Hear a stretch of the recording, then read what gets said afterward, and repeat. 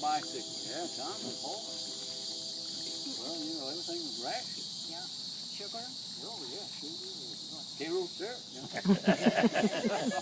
Okay. So then we moved back to the lake after the war, World War II, and we had a well dug. Old Percy Guitro, the well digger, is the well farm. You know, that's his job. So we was out there, well, you know, never had seen anything like that done. You know, that was something new. So he was drilling the well, and yeah, we all watching him, and he came up with a piece of cypress down 100 feet. He hit a cypress log. Yeah, brought that piece up, you know. Yeah. And that was really amazing, you know, how could something be that deep under the ground? Yeah. Been there for a million years. And he brought it up. Well, then he went ahead and finished the well, you know. So, okay. So then I was kind of a bad fella. I got a few spankings. Mama would make me go get the switch bar, you know. I'm sure some of you might have had the same problem. So cruel. No. Oh, yeah, it would switch, you know. So then I threw a rock and hit Mama upside the head with it. Oh, no. Mama said, you're going to get it now. Wait till Daddy get home. So sure enough, Daddy come home, well, I go up under the house. He can't get me. He can't get it. He's too big. Well, by the time I come out, he cooled off. Then we got the whip. Got free. How many days was that? He never laid a hand on any of us, I don't believe. Did he? Never did me, I know. Never spanked. Never spanked. Mother Mama was a made up different for story. it. She made up for it. More made up for it. That's right. So then when we were building the house, I helped Daddy, you know, I was a young fella, teenager. I helped him some building the house, you know. Remember the house we built? All right. And then I fell out of a tree and broke my arm. Yeah, that was, you were waiting for the school bus. Yeah, and then, you know, I had to go. And he climbed up in the Climbed up the pine tree and had no He's business. hanging like that. Yeah. And he fell. Yeah. Oh, yeah. Yeah, that's right. And I used to pick strawberries for the two neighbors, Miss Della Savoy, you know, and Mr. Tudor. Well, no, I didn't like to pick them. He was too tight. We used to go to the old store, too. Savoy had the old store. And he had one of these old gas pumps with you pump the gas up in it, and it gravity flow down, you know. So you go in there to get a cold drink. You got a cold drink, Mr. Savoy? Oh, yeah. You got him in a wash tub, boy. He said the water's cool. No ice now, water's cool. Cool as the water. Yeah, them was the days now, look. Well, you didn't have ice. You got that, wasn't it? Yeah. I guess that's about enough. I said enough. It's your turn now. Well, that's good. Thanks, Pop. Very good. Very good. Yay. Okay,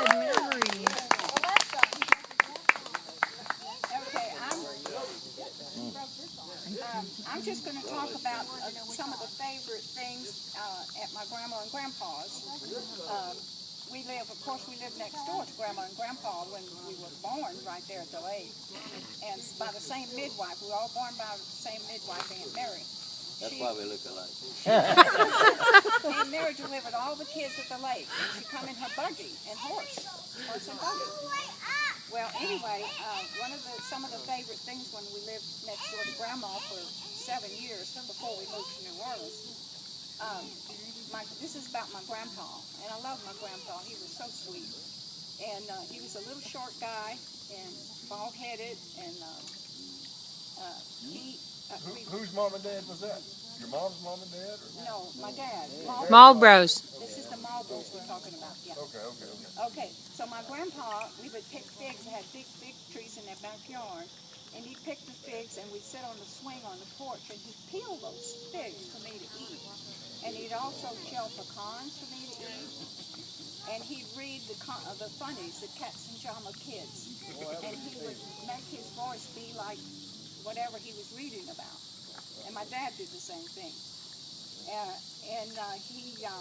He would listen patiently as I tried to play the piano, because that was when we moved back the second time. I got ahead of myself.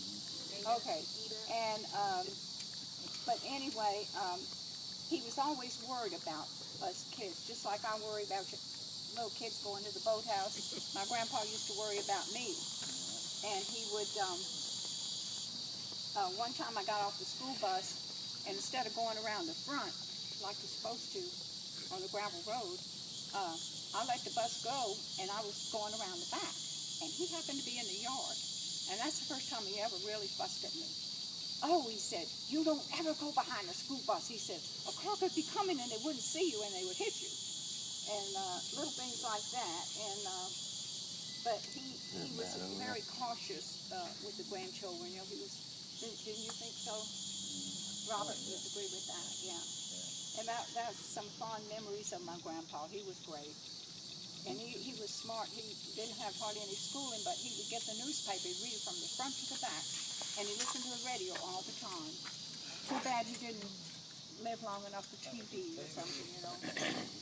And he was a musician. I guess y'all don't know that. He played clarinet, fiddle, That's where it comes from. saxophone. Guitar. He played lots of instruments. And their son, Robbie, plays the clarinet now, and he's really good at it. And we say, Grandpa would be proud of that. That's where it comes from. And then some of my memories of Grandma, it was getting so dark I can't hardly read it. My grandma, she was really good to us too. And see, it was kind of like a getaway, because when we'd be home and we'd get bored or something, we'd run down the pasture to Grandma's house and play over there. And she would, on Sundays, all of the cousins would come, kind of like we're gathered today. Maybe not that many, but we'd all gather there, and she'd make great big bowls of popcorn balls. I mean, delicious. She made it with the cane syrup, and then she made fudge a lot too. And on Sundays, she cooked gumbos and gravies, and I can see her shelling her sweet peas and snapping her beans, and she always served them in a pretty little green dish. Y'all remember that pretty green dish she had with the little swirls on it? The peas and the peas and the green beans always in that little thing, And she made a cake every weekend. And let's see what else she did. Oh, she loved gardening. Where's Lori? Yeah, she was like Lori. She would rather be in the garden planting something, doing anything else. And she could break a little piece off of somebody's bush or rose bush or whatever, bring it home, stick it in the ground, and it would grow. She was very good at that. Heck, I can't hardly see anything in here. Let's see what else I got here. Aunt Myrna, how old were they when they died? How old? How old were your grandma and grandpa when they died? Well, Grandpa was about 70. Oh, can I? Don't give her that, honey. Well, now we Tony can't will see. never get a chance. No, I'm almost done. Still see her that Grandpa was in his 70s when he died, and Grandma lived to be 98 and a half. Wow. Yeah. When I was born. Hold your light down. And Wow. Grandma also made blackberry dumplings that were delicious. I don't even know how to make dumplings. I wish I had learned how to make dumplings. Stay in the kitchen. And another thing about my grandma, they lost their little last child was a girl, and she died when she was 12 with a heart problem.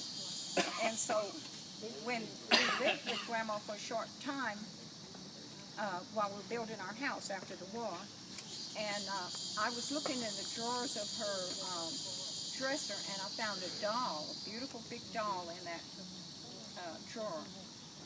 And I thought, oh my God, where did that come from? So I brought it out there, and Grandma, she just kind of was shocked. And she said, that's little Eva's doll. But she let me play with it, and she said, well, you be very careful with it. And then she made me put it back in the box and put it back in the drawer.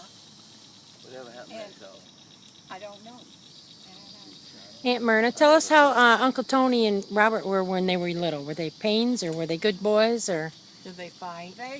They used to give me a hard time because, yeah. Well, we know you got hit in the head with a rock, but. Oh, he's going to talk about it. Okay, he's talking talking. about that. Okay. But we used to play marbles, and Robert, I always thought it was the marble. I didn't know it was the person shooting the marble. So he always had a marble he called his tar. And so I always wanted his tar so I could, shoot the marbles good. But then I finally learned it wasn't the marble. And we play, when I get this, okay, so that was my grandma and grandpa memories, the best ones I can think of right now. And they were wonderful, loving grandparents, and we loved to go there. I mean, y'all agree with that? Yeah, we loved to go over there because they always loved us and they gave us lots of attention, like grandparents are supposed to do. Okay, so that takes care of grandma and grandpa. Now I'm gonna say a little bit about my mom and dad. Of course, we lived at the lake, like he said. We were born there, and those early days when we were little tiny kids, I remember Mother making eggnog in the wintertime, and especially like at Christmas. She'd make eggnog, and we were talking about the weather.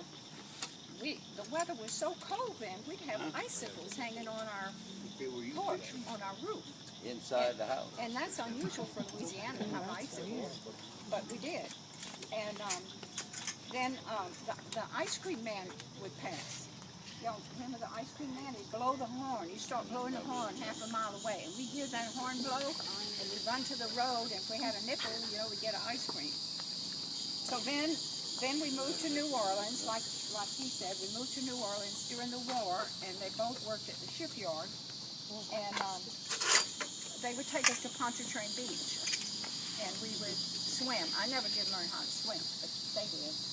And then they would take us to Mardi Gras Day. We'd go downtown to Mardi Gras Day. And then, I don't know if you all remember, the taffy man would pass. This was an old guy that made taffy, and you could see the taffy being made in the wagon. He had a wagon, and he pulled by horses. And he'd come back down the street, and so Mother would always give us a dime or whatever. We'd go buy a big long taffy for a nickel or a dime, You remember the taffy man? And then another thing I remember was the black funerals, because we didn't live too far from a black cemetery, and those black people would come singing and. Oh, they were so sad going. No, going, they were real solemn, Coming back, they were dancing. Glad you're going, you rascal. Is that what they say? We sit on the front porch. Glad you're going, you rascal. Yeah, we like to watch it. So then our Halloweens, we could go trick-or-treating for blocks around, just the three of us, never worry about anybody hurting us or giving us anything bad, And we did that, and let's see, what else did we do that was fun. I used to go to the library. We had 4 or 5 blocks away. I'd go to the library and check out books. I used to read all the time. And then sometimes on Friday or Saturday night, we'd go to the movie. We'd walk. Yeah, on Oak Street.